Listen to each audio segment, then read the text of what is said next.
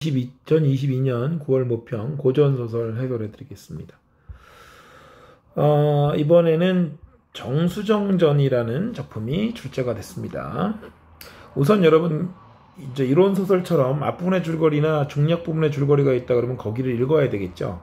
그걸 읽으면 문제 푸는데 굉장히 도움이 돼요. 왜냐하면 여기서 이제 인물들을 알 수가 있고 그 인물들에게 관계라든가 아니면 작품의 상황을 알 수가 있습니다. 그래서 이 중략 부분의 줄거리는 꼭 읽어야 되는 거죠.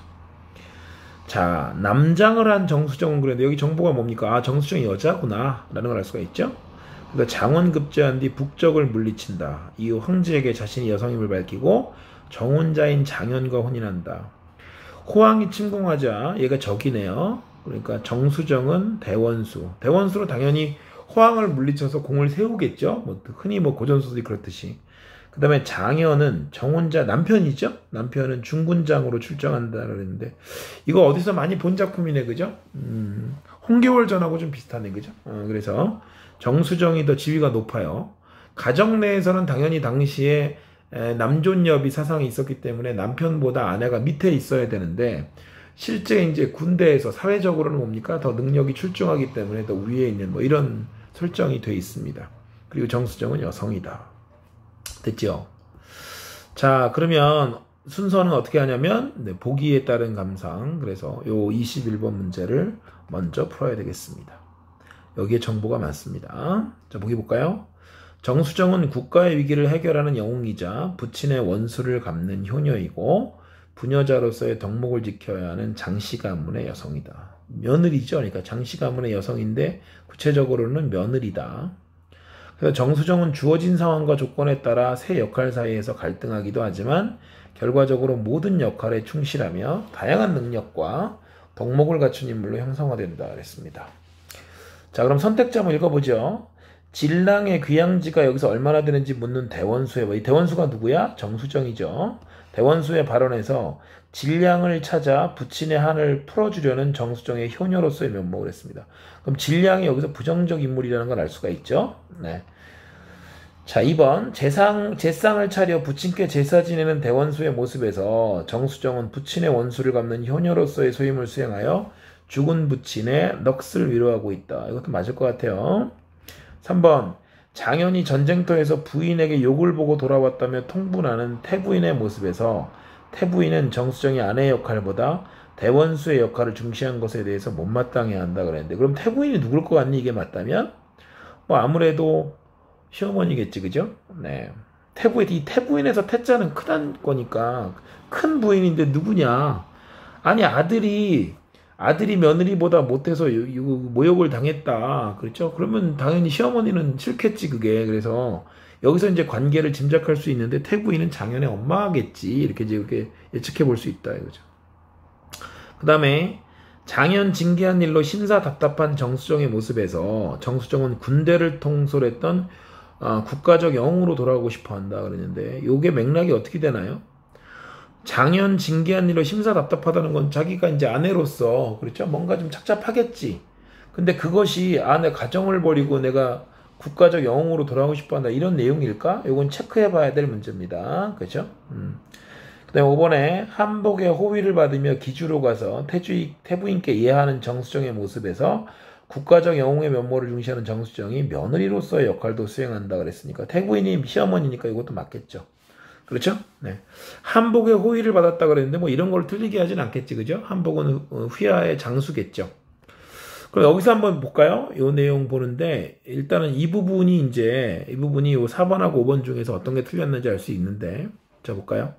태부인이 그렇게 여겨 이에 시녀를 정하여 서찰을 주어 청주로 보내느라 이때 정수정은 전쟁에서 장현 징계한 일로 심사 답답하더니 시비 문득 아래되 기주 시녀 왔다 하거늘 불러들여 서찰을 본즉 태부인의 서찰이다. 시어머니가 이제 편지를 보낸 거야. 그래서 기뻐 즉시 회답하여 보내고 이 길에 행장 차려갈세. 이 편지 내용이 이렇게 나쁘지 않았던 것 같아. 그래서 갈등이 좀 풀렸죠. 고민하던 게, 그죠? 남편 내가 징계해가지고 착잡했는데 근데 시어머니 편지 받아보고 기분이 좀, 그죠? 네, 좋아졌어요.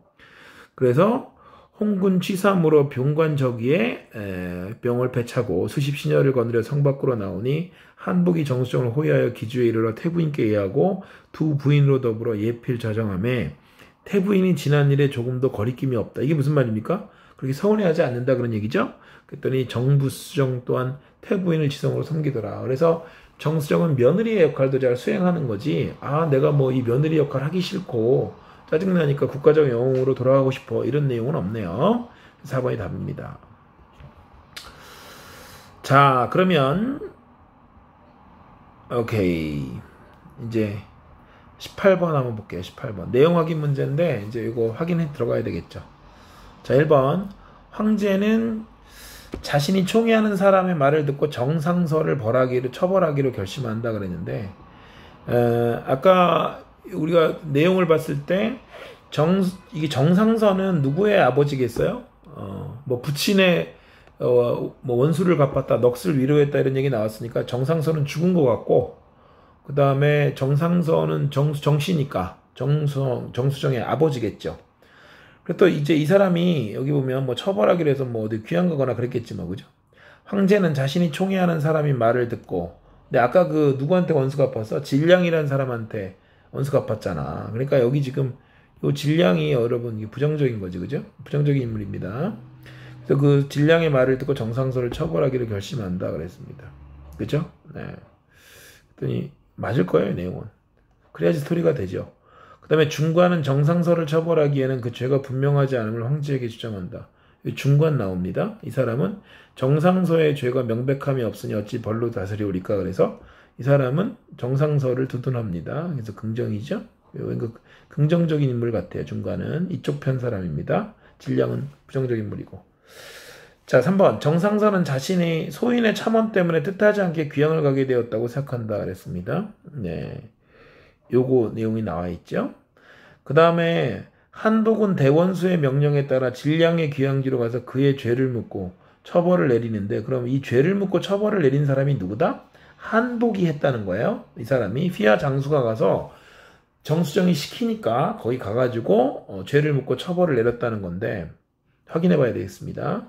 그 다음에 5번에 원부인과 공주는 정수정이 도리를 지켜 원만하게 지낼 것임을 내세워 태부인을 진정시켰다 그랬어. 그죠?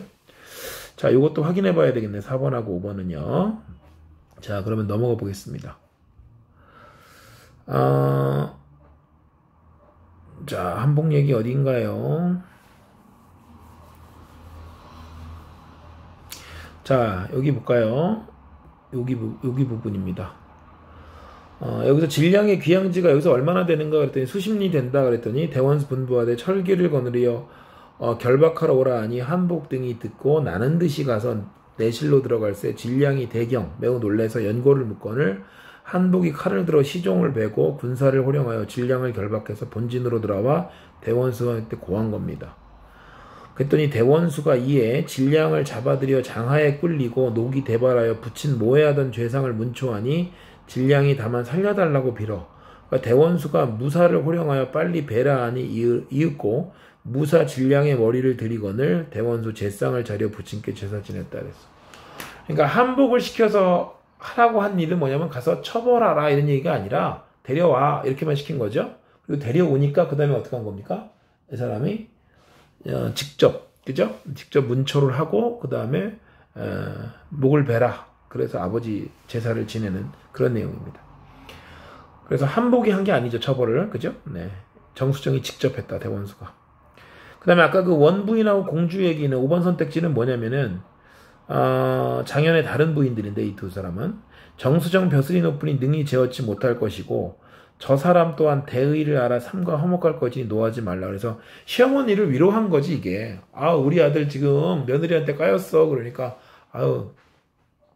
저 사람이 벼슬도 높아서 우리가 어떻게 할 수도 없고요. 그 다음에 그 사람이 대의를 알아서 잘 할 거예요. 그러니까 이제 어머니 진정하세요. 이런 거지. 그러니까 이제 편지 보내가지고 그래서 괜찮다 이제 이렇게 이야기하니까 모든 게 이제 풀린 거예요. 자, 그러면 답은 몇 번이다? 여기 4번이 정답이 될 거고요. 14번은 그죠? 네. 18번은 자, 그 다음에 자, 이제 9월 19번 보겠습니다. 기억에서 미음에 대한 이해인데요. 그죠? 네. 기억으로 인해서 진량에게는 정상서를 모함할 기회가 생긴다 그랬습니다. 마침 정상서가 병이 있어서 상소하고 참석지 못하니까, 그렇죠? 여기서 이제 참소하기 좋잖아요. 정상서는 뭐 간악한 사람이기 때문에 병세를 신이 자세히 안 오는데, 뭔가 수상하다, 뭐 이런 식으로 해가지고, 그것이 어떤 참소의 계기가 된다. 그렇죠? 네. 그래서 기억 참이고, 니은으로 정상서는 비보가 전해질 것을 짐작하게 한다 그랬으나, 그죠? 네. 근데 비보는 이미 여기서 정해 나왔죠. 그리고 이제 이거는 황명이 황제의 명령이 급하오니 수의 행장을 차리하는 건 너 빨리 귀양 가 임마 이렇게 얘기하는 거지. 어떤 소식이 전해질 거를 예감하는 부분이 아니에요. 이걸 독해를 잘해야 됩니다. 그래서 얘가 틀렸습니다.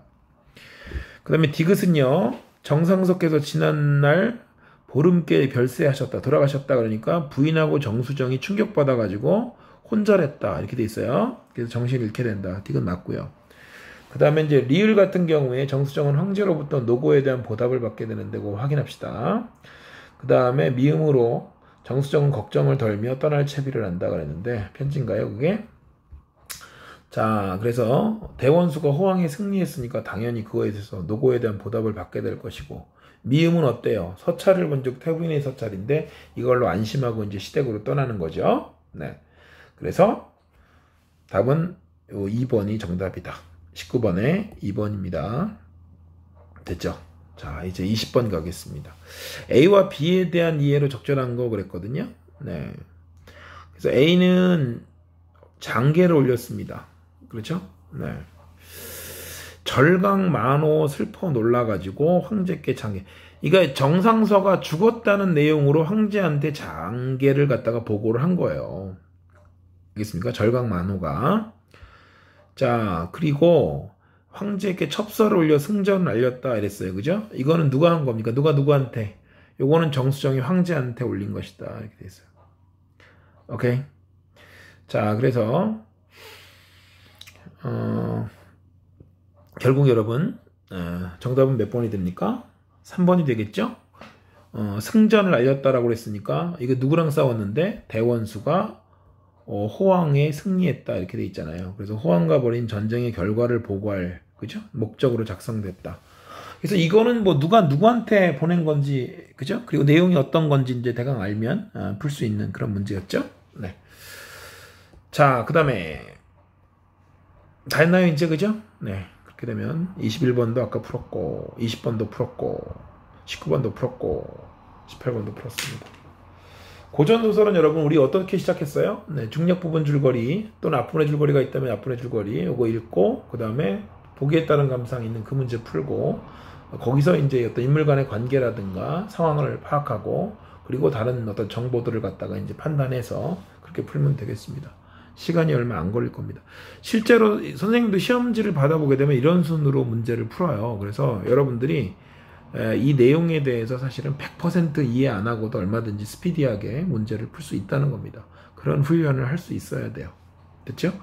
고전소설은 내용이 뻔하기 때문에 그래서 내용을 갖다가 이제 짐작할 수 있고 아까 선생님 얘기한 것처럼 이 작품은 홍계월전하고 좀 비슷한 거구나. 그래서 그런 설정들을 머릿속으로 이제 구상을 하면서 그죠?